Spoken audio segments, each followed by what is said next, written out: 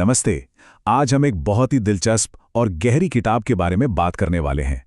रंजीत कुमार मजुमदार की लिखी साधन भूमि नैमिषारण्य।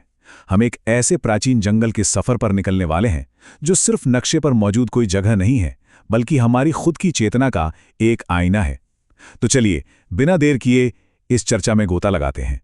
इस किताब में एक बहुत ही प्रभावशाली विचार है, बाहरी यात्रा तो आंतरिक यात्रा की मात्र शुरुआत है।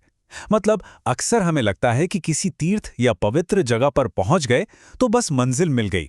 शारीरिक रूप से वहां पहुंच जाना एक बड़ी उपलब्धि लगती है, लेकिन सच तो यह है कि भौतिक रूप से वहां पहुंचना तो सिर्फ एक दरवाजा है।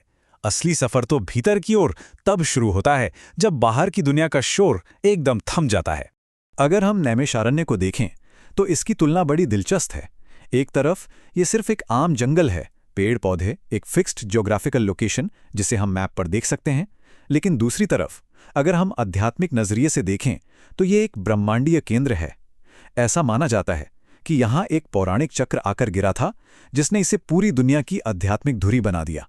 सोचिए, ये कोई आम जंगल नहीं है, ये एक ऐसा आदिम विश्वविद्यालय है जहाँ ऋषियों ने सदियों तक इंसानी सभ्यता के ज्ञान को सहेज कर रखा। अब सवाल यह है कि इस प्राचीन विश्वविद्यालय में पढ़ाई कैसे होती थी। यहाँ हमें दर्शन का असली मतलब समझना होगा। आजकल हम पढ़ाई का मतलब सिर्फ किताबें पढ़ना या लेक्चर सुनना समझते हैं, लेकिन यहाँ दर्शन का मतलब था अनुभव के जरिए, बस गुरु की उपस्थिति से ज्ञान को ग्रहण करना। महर्षि व्यास जैसे ज्ञानियों ने सिर्फ बड़े बड़े उपदेश नहीं दिए, उन्होंने बस अपनी गहरी उपस्थिति से इस जंगल में ज्ञान को बोया। ये वो ज्ञान था जिसे सिर्फ सुना नहीं जाता था, बल्कि जिया जाता था। तो इसी के साथ हम अपनी चर्चा के पहले मुख्य खंड पर आते हैं, साधक का आंतरिक संघर्ष और मन के शोर का सामना। देखिए, किसी भी आध्यात्मिक रास्ते का अपना एक ढांचा होता है। इस किताब में एक बहुत ही स्पष्ट त्रिविध मार्ग यानी 3 कदमों वाले रास्ते का जिक्र है। पहला कदम है नियम, यानी अपना अनुशासन और आचरण तय करना। दूसरा है शुद्धि, खुद को शारीरिक और मानसिक दोनों तरह से शुद्ध करना। और फिर आता है तीसरा कदम, प्रकाश, यानी ज्ञान और आत्म साक्षात्कार। ये कोई रातों रात होने वाला जादू नहीं है, बल्कि एक बहुत ही ठोस वास्तुकला है जिस पर साधक को एक एक कदम रखकर चलना होता है। पर यह रास्ता इतना मुश्किल क्यों होता है? इसका कारण है मौन का विरोधाभास। हम अक्सर क्या सोचते हैं कि एकदम सन्नाटे में चले जाएंगे तो मन शांत हो जाएगा, पर असलियत में इसका बिल्कुल उल्टा होता है। जंगल एक बड़े से आईने की तरह काम करता है। जब बाहर का शोर एकदम बंद हो जाता है ना, तब हमारे मन के अंदर का शोर, हमारी बेचैनी, हमारा अहंकार, हमारे छिपे हुए डर, ये सब कई गुना बढ़ जाते हैं। पूर्ण शांति की तलाश अक्सर सबसे बड़ी अशांति को बाहर ले आती है।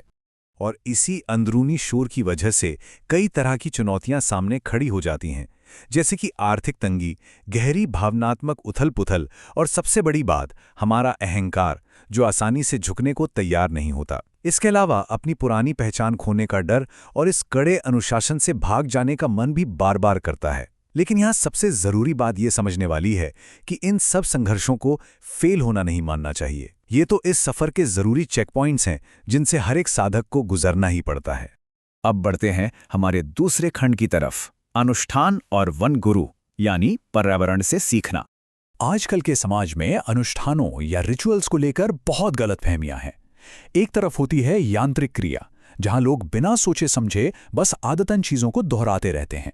लेकिन दूसरी तरफ है ऊर्जावान सामंजस्य, जैसे कि सुबह सुबह ध्यान करना, होमा या अग्नि अनुष्ठान करना, जिससे मन की अशुद्धियों को चलाया जा सके, या फिर एकदम सादा भोजन करना।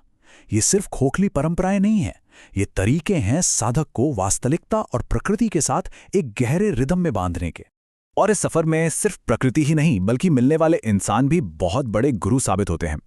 किताब में कई अलग अलग तरह के लोगों का जिक्र है, जैसे एक हास्यप्रिय भिक्षु जो बड़े ही हल्के फुल्के अंदाज में सिखाता है कि वैराग्य का मतलब हमेशा गंभीर रहना नहीं है।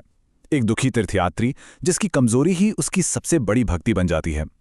एक युवा साधक जो तपस्या को ही अपना अहंकार बना लेता है, जो कि इस रास्ते का एक बहुत बड़ा जाल है। और एक घुमंतू साधु जिसकी गहरी खामोशी उसके शब्दों से कहीं ज्यादा शोर मचाती है। मतलब आध्यात्मिक यात्रा हर तरह के स्वभाव को अपनाती है। इंसान तो इंसान, यहाँ प्रकृति भी एक खुली किताब की तरह है। अगर ध्यान दें तो पेड़ हमें धैर्य और लगातार डटे रहना सिखाते हैं। नदियां हमें परिस्थितियों के हिसाब से ढलना और समर्पण करना सिखाती हैं। जानवर हमें वर्तमान क्षण में पूरी तरह से जीना और अपनी सहज बुद्धि का इस्तेमाल करना सिखाते हैं। और सबसे दिलचस्प है अंधेरा। अंधकार हमें अज्ञात का सामना करने के लिए विश्वास, विनम्रता और गजब का साहस देता है। पूरा का पूरा इकोसिस्टम एक जीवंत क्लासरूम बन जाता है। इस जंगल में आकर समय का एहसास भी बिल्कुल बदल जाता है। यहाँ समय एक सीधी रेखा में नहीं बल्कि चक्र में चलता है। नैमिषारण्य जैसी जगह पुराने पौराणिक काल और आज के ऐतिहासिक काल के बीच की दूरी को खत्म कर देती है। जो नैतिक दुविधाएं महाभारत के समय में थीं, वो आज के इस मॉडर्न इंसान के मन में भी बिल्कुल वैसी ही हैं। समय का ये चक्र प्राचीन कथाओं को आज की हमारी रोजमर्रा की जिंदगी के लिए भी एकदम सटीक और प्रासंगिक बना देता है। अब हम आते हैं खंड 3 पर, रहस्योद्घाटन और आत्म साक्षात्कार, यानी भीतर एक खिड़की का खुलना। तो जब सच्चा रहस्योद्घाटन होता है तो असल में कैसा महसूस होता है? हम अक्सर सोचते हैं कि कोई बड़ा सा चमत्कार होगा, कोई तेज रोशनी चमकेगी, लेकिन ऐसा नहीं है। ये एक अचानक आने वाली स्पष्टता है, जैसे किसी घुटन भरे कमरे में अचानक कोई खिड़की खुल गई हो। हमारे और प्रकृति के बीच की दीवारें गिरने लगती हैं। हर जीवित प्राणी के साथ एक बहुत ही गहरा कनेक्शन महसूस होने लगता है। और मजे की बात यह है कि ये कोई तार्किक सोच या विचार नहीं होते, ये बस कुछ एहसास होते हैं जिन्हें सिर्फ भीतर गहराई से महसूस किया जा सकता है। और अब हमारी चर्चा का अंतिम खंड, शांतिपूर्वक समाज में लौटना, मौन और सेवा के बीच एक सेतु बनाना। यहाँ एक बहुत ही अहम सवाल उठता है, जो शायद इस पूरी चर्चा का निचोड़ है। नैमिषारण्य को रोजमर्रा की जिंदगी में वापस कैसे लाया जाए, क्योंकि सच तो यही है ना कि जीवन भर जंगल में जाकर रहना हर किसी के लिए मुमकिन नहीं है। ये सवाल हमें अमूर्त आध्यात्मिकता से निकालकर हमारी प्रैक्टिकल जिंदगी में वापस लाता है। आखिर उस ज्ञान का क्या ही फायदा जो हमारी बाहरी दुनिया, हमारे समाज के काम ना आ सके। यहाँ हमें एक बहुत ही बारीक फर्क समझना होगा। समाज की जिम्मेदारियों से भागकर अकेले जंगल में जा बसना वो पलायनवाद है, वो सच्ची आध्यात्मिकता नहीं है। सच्ची आध्यात्मिकता तब है जब साधक उस एकांत से वापस समाज में लौटता है, लेकिन इस बार ज्यादा करुणा, स्पष्टता और अपनी जिम्मेदारियों को निभाने के पक्के इरादे के साथ। सच्ची साधना की परीक्षा अकेले जंगल में नहीं होती, उसकी असली परीक्षा तो समाज के इस शोर शराबे और उथल-पुथल के बीच होती है।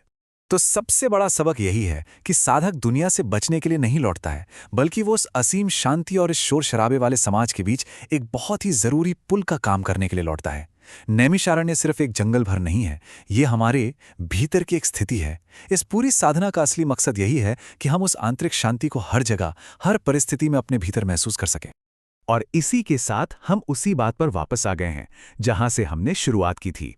बाहरी यात्रा तो आंतरिक यात्रा की मात्र शुरुआत है।